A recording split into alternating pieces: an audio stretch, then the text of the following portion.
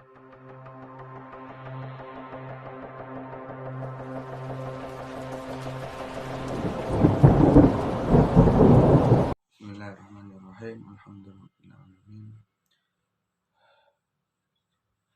Bismillahirrahmanirrahim. Assalamualaikum warahmatullahi wabarakatuh. Saya Muhammad Nizamuddin Rahmatullah dari Prodi Manajemen Pendidikan Islam, Fakultas Ilmu Tarbiyah Keguruan, ingin menyampaikan sedikit resuman untuk memenuhi tugas SPBAK 2021 di Universitas UINMA, yaitu sedikit resuman dari para pemateri-pemateri yang telah memberikan sedikit wawasan, memberikan banyak wawasan, memberikan banyak pengetahuan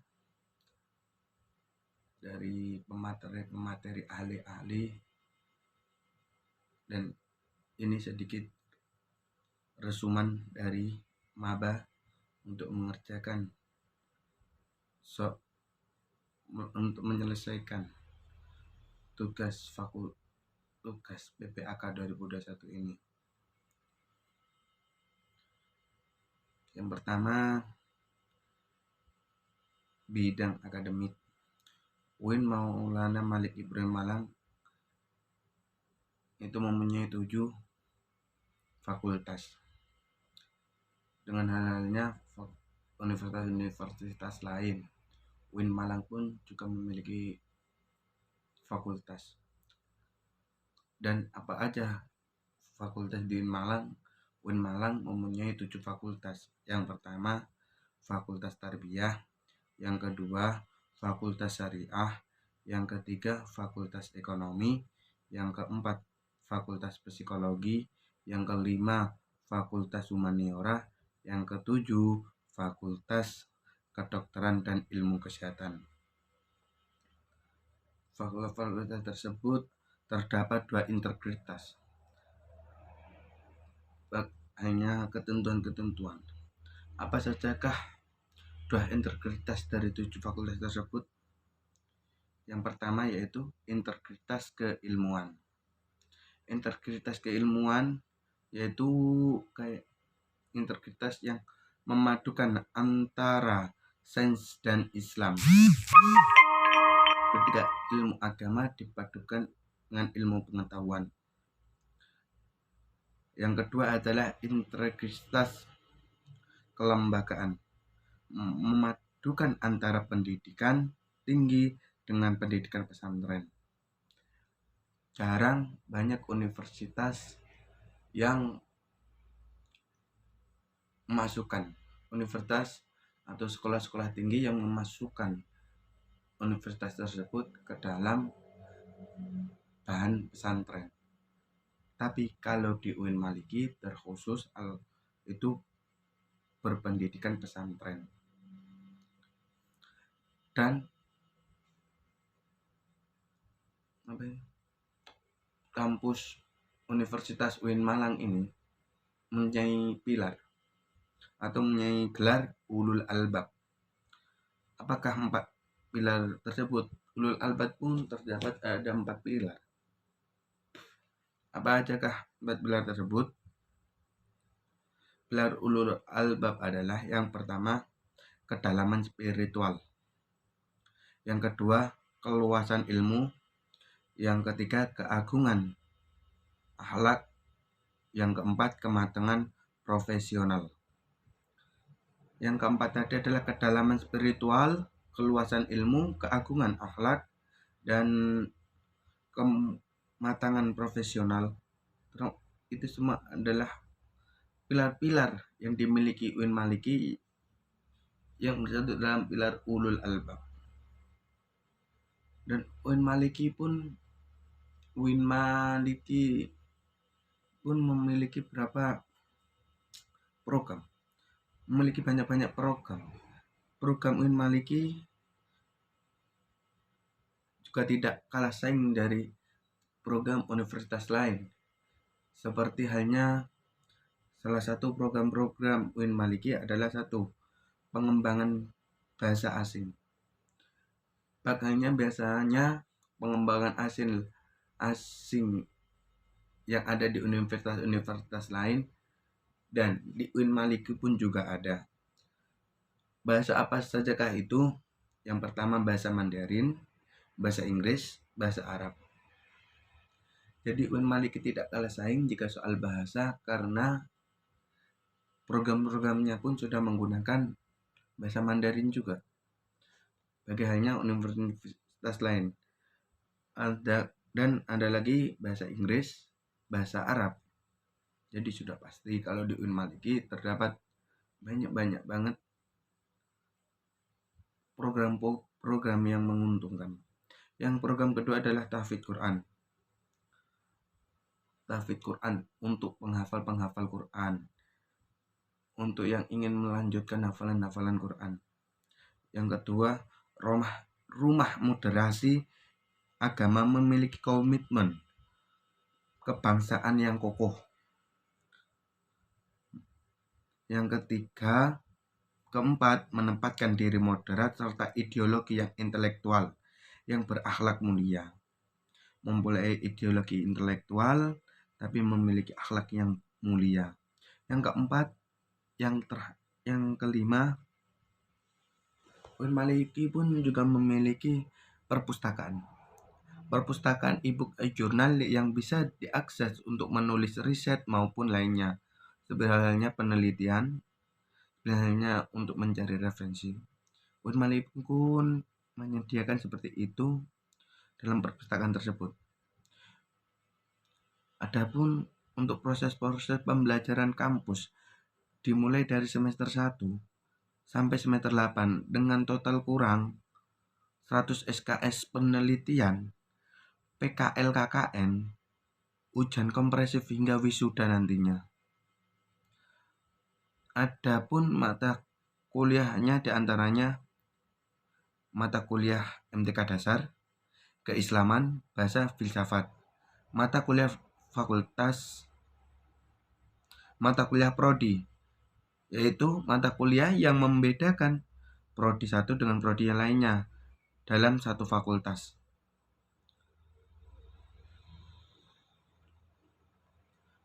Tujuannya memiliki prestasi akademik dan memiliki kompetensi yang keterampilan yang dibutuhkan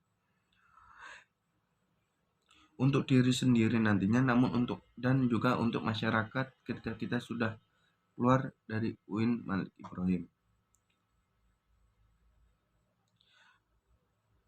Dalam tadi untuk perpustakaan ada sedikit pembicaraan tentang layanan perpustakaan. Layanan perpustakaan pusat UIN Malang, perpustakaan pusat UIN Malang. 1. Layanan fisik. Dikarenakan masih pada masa-masa PPKM level 4, perpustakaan pusat UIN Malang belum dibuka untuk mahasiswa baik maupun malama. Karena masa PPKM tersebut, jadi Perpusus masih belum bisa dibuka meskipun untuk yang baru maupun untuk yang lama.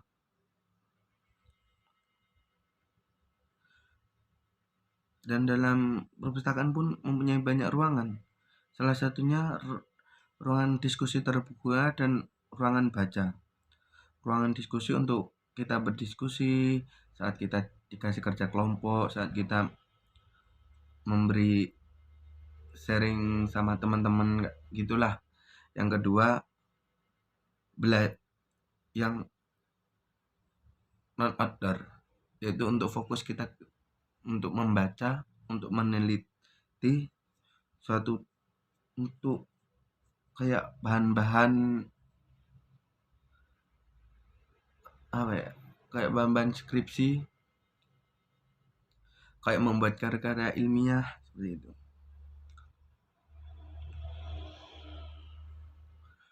Dan di UIN Maulana Malik Ibrahim ini memiliki halnya bagaikan organisasi yang ada di universitas seperti Badan Eksekutif Mahasiswa. Kalau di UIN lainnya itu BEM, Badan Eksekutif Mahasiswa. Kalau di UIN ini dia menggunakan DEMA, Dewan Mahasiswa, Dewan Eksekutif Mahasiswa.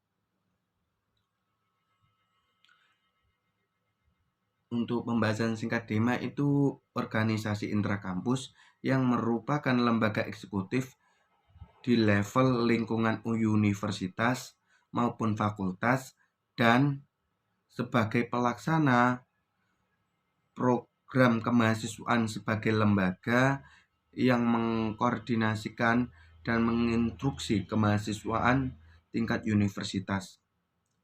Dan di DEMA itu mempunyai tugas. Apa ajakah tugas-tugas di DEMA tersebut? Salah satu tugas DEMA adalah melaksanakan program kerja organisasi yang sudah disepakati Senat Mahasiswa Universitas, mengomunikasikan dan menginformasikan kegiatan kemahasiswaan di dalam lingkungan universitas, melaksanakan koordinasi dan sinkronasi kegiatan mahasiswa, Kementerian Luar Negeri, Kementerian Sosial, Hukum dan Politik, Kementerian Dalam Negeri, Kementerian Agama, bentuk upaya kolaborasi kampus dengan agama. Kementerian Pengembangan dan Kreativitas, Kementerian Komunikasi dan Informasi.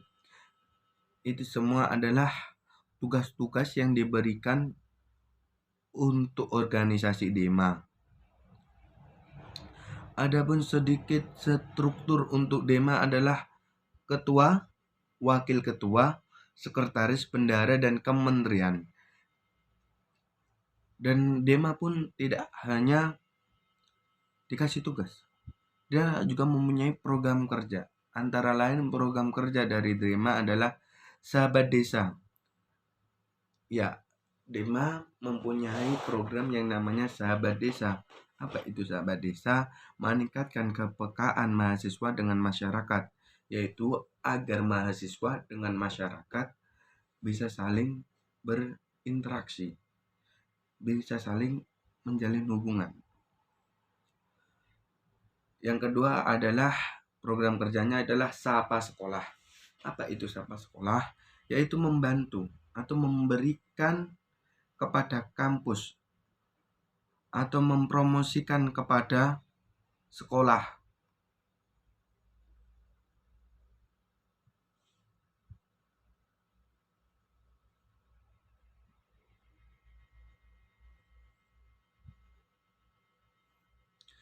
ataupun sekolah untuk melatih kepemimpinan.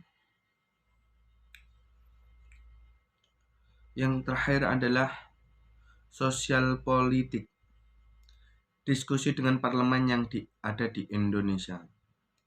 Ya, jadi seperti itulah tugas DEMA, yaitu untuk mempunyai program-program Sahabat Desa, Sapa Sekolah, dan sosial politik.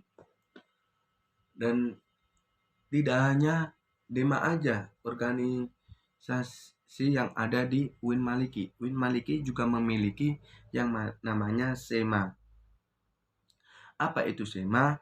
Lembaga legislatif yang berada di bawah naungan universitas yang bertugas mengkoordinasi DEMA, UKM, dan HMJ. Dan SEMA ini memiliki visi. Yang pertama adalah visi dari SEMA tersebut terwujudnya Senat Mahasiswa sebagai lembaga legislatif transformatif, yaitu mewujudkan Senat Mahasiswa sebagai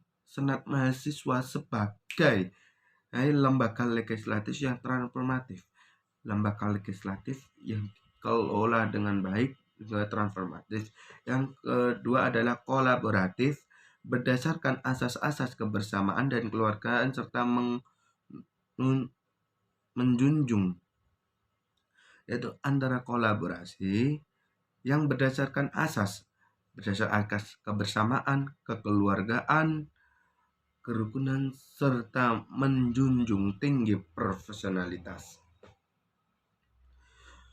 Adapun beberapa fungsi-fungsi SEMA, yaitu mempunyai yang pertama advokasi, legislasi, pengawasan, dan penganggaran.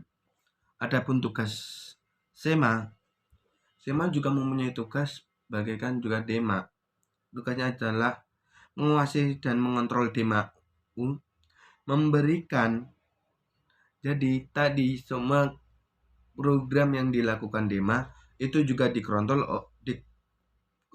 oleh SEMA. Yang kedua, memberikan persetujuan setiap kegiatan yang akan dilaksanakan oleh DEMA. Jadi sebelum DEMA mengadakan kegiatan atau acara, itu harus meminta persetujuan kepada SEMA. Dan tujuan SEMA ini adalah untuk memberikan izin untuk memperbolehkan semua kegiatan DEMA. Yang ketiga, memberikan pengesahan setiap laporan pertanggungjawaban setelah selesai.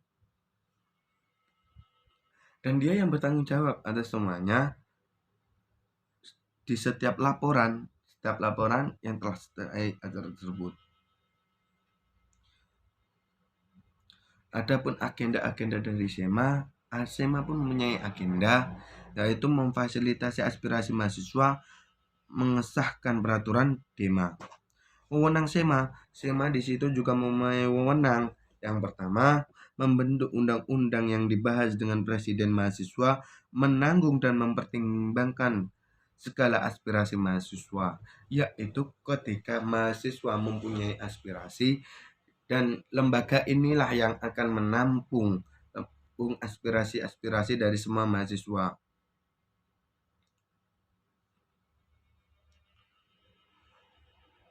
Komisi SEMA, Komisi Advokasi dan Hukum.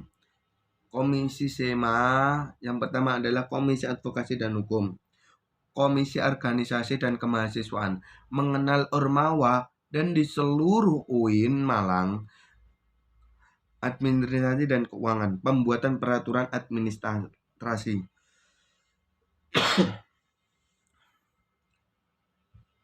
Yang terakhir ada informasi komunikasi, adalah alat publis terkait kinerja SEMA.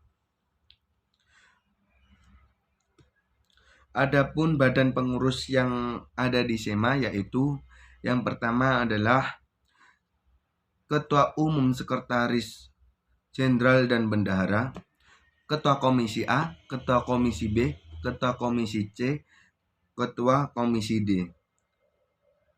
Dan di dalam SEMA ini ada syarat-syaratnya, yaitu antara lain syarat-syarat yang harus dilakukan untuk mahasiswa baru bergabung di SEMA atau DEMA ini, yaitu salah satunya IPK harus minimal 3. Jadi otomatis mahasiswa yang mempunyai IPK di bawah 3 tidak bisa mengikuti DEMA sama SEMA ini. Memiliki SK kepengurusan Ormawa, yaitu memiliki SK pengurusan Ormawa. Yang ketiga, setiap terikat dengan DEMA-U, yaitu dengan janji dia terikat dengan DEMA-U. Yang keempat adalah mahasiswa aktif UIN Malang. Jadi mahasiswa yang aktif itu diperbolehkan ikut dalam SEMA ini.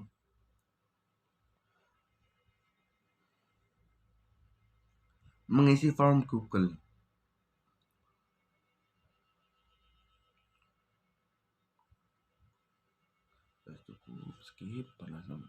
Sebagai mahasiswa yang mempunyai integritas, yang harus mempunyai pemikiran-pemikiran untuk melakukan jebolan-jebolan tersebut.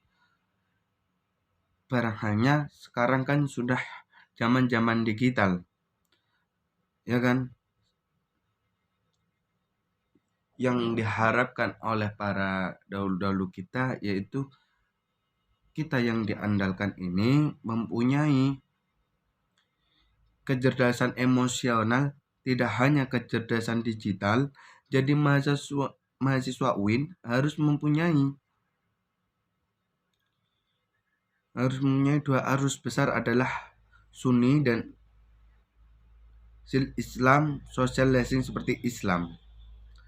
Liberal, sekuler, pragmatis, moderatis, tradisionalis, fundamentalis, instrumentalis, teoksis. Label kontemporer adalah Islam moderat dan Islam Nusantara. Apa itu moderat dalam Islam? Definisi moderasi secara etimologi, wasitanya berjalan dengan middle path, posisi tengah keadilan. Secara terminologi, pemahaman praktek keragaman yang menggunung tinggi kesetaraan, beragaman, toleransi dengan berpijak pada prinsip tawazun antara resiko atau logika teks serta konteks. Dasar teologis Al-Quran surah Al-Baqarah, beberapa hadis dalam Sahih Bukhari. Yaitu kita harus mempunyai pemikiran-pemikiran moderat agar kita tidak cepat tersesat dalam hal-hal seperti liberalisme, komunisme, dan kaum-kaum yang salah pemahaman tentang keagamaan. Dan memang sungguh penting moderasi ini di Indonesia. Adapun salah satunya yaitu karakter Islam sebagai agama rahmatan lil alamin yang menjunjung tinggi kedamaian Islam dan harmoni antar penduduk agama. Ya, Islam adalah negara yang mempunyai integritas penduduk, mempunyai kerukunan, menyayangi kerukunan. Yaitu, dan yang kedua adalah historitas Islam di Indonesia. Ya, Islam adalah agama yang paling banyak di Indonesia. Yang kedua adalah karakter masyarakat Indonesia yang lekat dengan kesatuan dan harmoni. Yang terakhir, ideologi bangsa Pancasila dan moto Bhinneka Tunggal Ika. Kita ingat Bhinneka Tunggal Ika mempunyai banyak moto sekali, satu moto tapi yang sungguh bermakna. Berbeda-beda tapi tetap satu, ya kan? Singkatnya sih seperti itu. Dan ada pun banyak isu-isu yang menyebabkan hancurnya moderat di Indonesia ini. Kenapa kita harus kembali Islam bermoderat? Karena banyak sekali penghambat atau isu politik yang terkait dengan Timur Tengah dan politik global, baik secara langsung atau tidak dapat mengerai pemahaman dan sikap keberagaman masyarakat Indonesia serta mengganggu agenda moderasi Islam seperti konflik Palestina dan Israel. Sampai kita lihat sampai sekarang, konflik Palestina dan Israel pun tak berhenti-henti. Yang kedua adalah aliansi politik Arab dan Amerika. Sudah kita lihat, berarti Arab sudah mulai berkembang sampai Amerika pun membuat aliansi. Yang terakhir ada political and dispersing. Peran mahasiswa UIN Malang, ya sebagai kita mahasiswa harus mempunyai peran dalam hal tersebut, memerankan diri sebagai agent of change dalam menguatkan dan memberikan agenda moderat. Mahasiswa harus mengedepankan kepentingan kebanggaan dan keagamaan yang sesuai dengan moderasi. Mahasiswa harus cerdas, akademik, religius, dan berkebinekaan. Ya, kita sebagai mahasiswa harus mempunyai intelektual tinggi, mempunyai pikiran-pikiran kritis, tapi harus tetap agamis, tidak cepat menyeleweng oleh hal-hal yang tidak sejalan dengan rahmatan lil alamin. Bukankah kita pemuda yang memimpin masa depan? Ingat, rijalul lain subhanul yaum rijalul lughat, yaitu pemuda masa kini, penerus masa depan. Karena waktu yang sudah melebihi batasnya, saya Muhammad Nizamuddin Rahmatullah dengan hormat maaf bila ada tutur kata yang kurang berkenan, maaf bila ada perkataan saya yang menyakiti hati para pemirsa. Mohon maaf yang sebesar-besarnya. Ikhlas ikum mitorik wal hidayah wal hidayah. Wassalamualaikum warahmatullahi wabarakatuh. Terima kasih.